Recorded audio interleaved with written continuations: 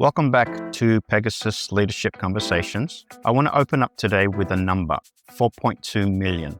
That is how many Australians say they no longer feel safe in their jobs because of AI. That is 29% of our working population. Gen Z are most anxious at 38%, followed by millennials at 34%.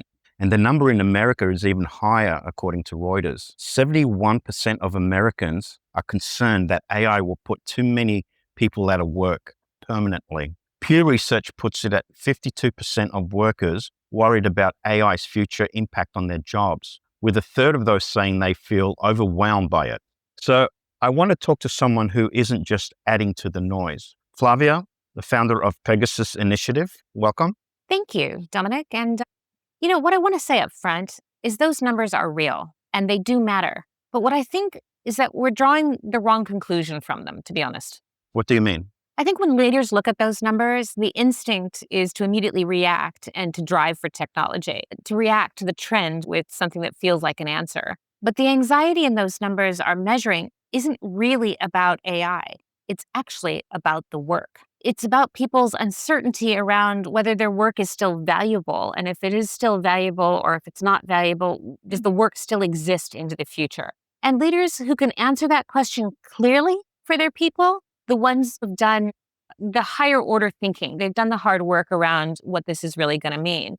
The ones who haven't are just really adding to the swirl and, the 29% that are truly anxious. So what is this harder thinking? Well, it starts before you open conversations about AI, or I could even say any technology. It starts with the work itself. I had the privilege of working with Juliet Burke. She's an author and professor of practice at the business school at the University of New South Wales. And she coined the phrase work, worker, workplace. So before you ask, can AI do this? You need to ask, what's the work? So what is the actual capabilities that I need to get a particular thing done? So what capabilities do I require? Then and only then do you start to then consider what resources are best to fill that capability. Sometimes that's a person, sometimes it's going to be a tool, and sometimes it's going to be AI or another technology. But what most leaders are doing is skipping straight to, which is, what technology do I need? And then it drives panic. Rather than doing the fundamental foundational thinking, AI is not your worry. It's actually understanding the work, which is the starting point.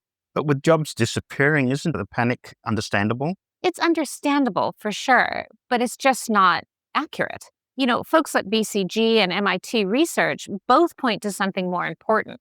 It's actually that AI is reshaping jobs more than it replaces them. Let me use an example that I've been known to wheel out before. So in the 4th century, we had accountants and they sat in front of tablets or papyri and they had quills and they moved pennies and pounds from different columns. We still have accountants today. But through the Industrial Revolution and then through the rise of technology, we've seen that accountants' work has changed because technology is doing some of the work for them. It doesn't mean we don't have accountants. It just means that accountants do their work differently. It's been described as sort of a rising tide and not a crashing wave. There's not going to be a broad elimination of entire sectors, but what we are going to see is a gradual change rather than these sudden wipeouts. What we are actually seeing is a slowdown in new hiring. So businesses are letting natural attrition to do the work for them. So fear is running significantly ahead of the reality, which tells me this is less about technology in crisis and more about a leadership crisis. So what should leaders be communicating then? Well, honestly, Dominic, I think they need to tell them the truth about what AI actually changes. Leaders need to begin to educate themselves that AI is a catch-all term. AI covers many different things and many different tools. And really, this idea that leaders need to skill up so they understand how this is going to impact their business and then communicate that well to their teams. And honestly, and here's where it really gets interesting, is that AI is fundamentally redefining what organization capabilities look like. And organizational capabilities expressed as human resources and other resources. You see, for a long time, much of what we called capability was really just about process. Managing, but not leading. It's about information, not analytics. It's structuring tasks and less about delivering value. Moving things through a system is something we've done since the Industrial Revolution, and it's comfortable. AI is taking that on at the moment and really pushing on whether that's a valid way of looking at business any longer. PwC in 2026 did some research that put this in really stark terms. Technology accounts for only about 20% of any AI initiative in the value that it delivers. Let me say that again. So, technology accounts for just 20% of what an AI initiative can deliver in actual value. 80% comes from redesigning the work so that AI handles the routine tasks and humans focus on the more strategic priorities. This is why the investment companies are making in AI technology at the moment is not delivering equal or higher return, is because they're focusing on the technology and the technical expertise to put that technology in. And what they should be focusing is on that 80%, which is getting the process right, getting the work well defined, and then asking, is AI a good capability to answer the question that I need for this work? So the question isn't, will AI take my job? The question we want leaders to encourage is, what does my job look like once AI holds on to those processes? My question is, what's the answer to that question for leaders specifically? You just can no longer get away with just managing the work. You have to lead your people. And I mean that in a very specific way. AI is handling the process, the organizing, the analytics, the synthesizing, the reporting. Then a uniquely human contribution becomes evident and necessary. It's the quality of the insight you bring to the work. It's the question behind the question. It's the judgment call you make in the moment. It's the place of gut feel, the context that no algorithm has the ability currently to answer. It's uniquely human. And that means a leader's job becomes developing people's capacity to think, to be able to lean into gut feel, to be prepared and comfortable to make that judgment call, to actually pause and ask the question behind the question, to formulate more insightful questions, and then to use AI as process capability. That's really bringing humanity back into the conversation and starts to quell the fear that somehow the machines are taking over via Skynet. So researchers are also saying the same thing right now, and that is that the future of work is human-led with enabled AI teams. In your organizational structures, there will be boxes that are held by AI agents, but it's a combination, again, of human-led, AI-enabled teams. The premium skill in the marketplace in the future is not technical. The premium skill is going to be those things that are uniquely human. It's going to be things like empathy, critical thinking, creativity, ability to think outside of the current process or logic tree. And the most important skill going into the future, I truly believe, is courage. Leaders and teams and businesses more widely need to start to demonstrate the courage to be in the uncomfortable and to ask the hard questions. That drives real, currently unidentified value back into your business. So, in a way, AI is forcing leaders to actually lead then. Well, it's sure making it harder to hide. Yeah. You can always lead from, just managing the work. You can manage a spreadsheet or go through a process or a project plan, put things in and out of the system. Sure, that's really comfortable. That's just same way we managed widgets and gadgets to the end of a production line. I mean, you can manage the process from a distance. What I mean is that you don't have to be close or present to do that, but you can't necessarily develop and inspire people from a distance. You have to be genuinely present. You have to care. You have to be curious and bring that curiosity into the room and make sure that you're present in that room and you're opening up conversations and seeking new ideas and ways of thinking that aren't yours, rather than closing them down just to get something ticked off on a list. That's a very different kind of leadership presence than I think what we're seeing in industry today.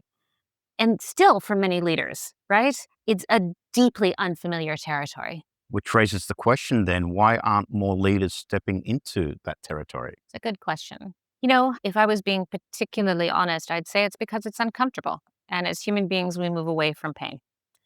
If we consider this, 42% of employees say their employer expects them to learn AI on their own. Again, it's not about the technical skill, right? What we should be encouraging our employees to look at is, what is their work? Is their work still valuable? And what does it contribute to the productivity of the organization and its success? People are using AI at home. We're all jumping into ChatGPT or Claude or Perplexity and seeing what we can do. People aren't unfamiliar or afraid of AI. I think what they're trying to understand is what the impact's going to have on what they do. And so the gap seems to be between what is expected to happen and what the reality is going to be. And to my mind, that is a leadership failure. And I think it exists because leaders are avoiding the deeper question. What if they sat down, really looked at their team and what their team delivered, and asked themselves, is this work still valuable? And Dominic, I think they're genuinely afraid of getting the answer that no, it isn't any longer valuable. That some roles exist because they've always existed, or because Bob is the only person who knows how to do this particular thing. And they don't want to find out that this no longer serves a purpose and somehow they need to change. Predominantly because we measure and lead people through KPIs. So they think as long as I tick that box, I am successful, great. But sometimes the business isn't actually getting better, doesn't make the boat go faster. What if there are elaborate ways of just making people look busy and responding to KPIs? You know what? That's super confronting for people to sit with. It's so much easier to just stay at the surface level and say AI is coming and the drones are taking over and just feel a collective anxiety than it is to do the harder looking, which is to sit down at the unsexy task of looking at your processes and making sure you're still adding value. So HBR actually published something along those lines earlier this year. And what they said was that when leaders frame AI purely in terms of efficiency and cost savings, employees don't hear opportunity, they hear threat. Yeah, exactly. And they should hear threat because that's what it is. It's the language of fear. This takes us right back to some basic things about the human mind and brain, right? This leans into the sympathetic nervous system and your parasympathetic nervous system. When you use fear language, and language is powerful, it pushes people into the sympathetic nervous system, probably more known as fight, flight, fear, or fawn. So when we feel fear, we close down. We stop thinking, or we get aggressive, or we become petrified. Or worse than that, we start to placate and we fawn and we want to just take away the tension and we want to take away the things that scare us. And so we smooth everything over. Yeah. And what happens is your mind closes down to that fear. And in a fast moving world, a closed mind is a huge liability to your organization and for your leaders and for your teams. With your parasympathetic nervous system, that's where we sit in rest and contemplation. And that's where we can assimilate information and we can innovate. Fear takes us into the sympathetic nervous system. Where we want to be is in the parasympathetic nervous system, where we can actually drive change. So what I see in organizations that are navigating this well at the moment is a completely different orientation. It is amazing to me that all these years we've been talking about it, we still haven't created organizations that are comfortable with making mistakes, that see when you miss something and something goes wrong, that it's actually a learning opportunity as opposed to something that should be punished. You see, if you're not making mistakes, you're not pushing the envelope. You're not pushing the envelope, you're not growing and you're not exceeding and you're not innovating. You don't do those things, you lose relevance and you're just going to fall off the cliff of the sigmoid curve. What we're looking for here are organizations that have that orientation towards curiosity, that truly embrace our mistakes as learning and move away from fear. But to be honest with you, I haven't seen it in many organizations at the moment. Can you say more about that? Sure. Curiosity does the opposite of fear, right? It opens you up. Instead of AI is going to take our jobs and driving into that fear that people seem to want to talk about all over at the moment, what if you ask the question, what does AI do to make this process more possible? What if we said AI was going to take away parts of the work that were dumb, dull, dirty, and dangerous? Instead of, we might get this wrong, you ask, what would we need to learn to get it right? It's a completely different mindset. Again, moving away from fear orientation and ticking boxes, moving into contemplation and innovation. Instead of reacting to technology, it would be interesting to have the orientation of running towards something as opposed to running away from something. Run towards the technology for what it can help you do.